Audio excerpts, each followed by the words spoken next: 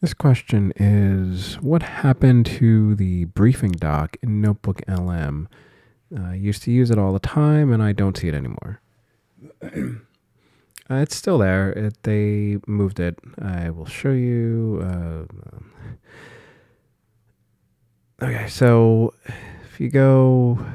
Well, let me go backwards. So if you go to notebooklm.google.com, you get to this page, and then you select whichever notebook you want the briefing doc for. How to cook a ribeye is probably not the best option for a briefing doc, but why not? And once you're in your notebook, you go over to the right hand side, so in the studio section, and then now it's under reports. So if you go under reports, they put a couple things in here, but now clicking on reports brings up this, I don't know, menu screen, whatever, and then briefing doc is the second one in.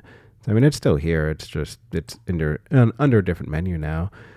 But if you click on the little configuration pencil there, then you can come in here and then either keep this prompt that they have, or you can change it to whatever you want. Since we're in here, there are a couple of other options. This works a little differently than it did before.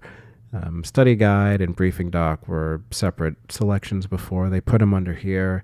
There's now blog post, and then they're, depending on what your sources are, these are actually AI generated suggestions. So this is a procedural guide, and informational guide, how-to guide, key concept, but these will change depending on whatever you have, and then you can actually just create your own. So if you have really any kind of report you can think of, you can just type that in.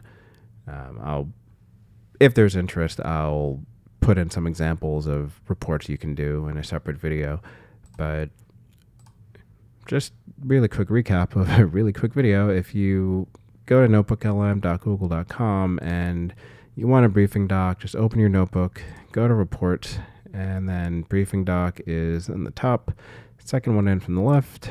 Click on your little configuration pencil there, and then read the prompt here, either verify that it's good to go or type in whatever changes you want to make. Click on generate, and then it'll take a minute or two, and that's it.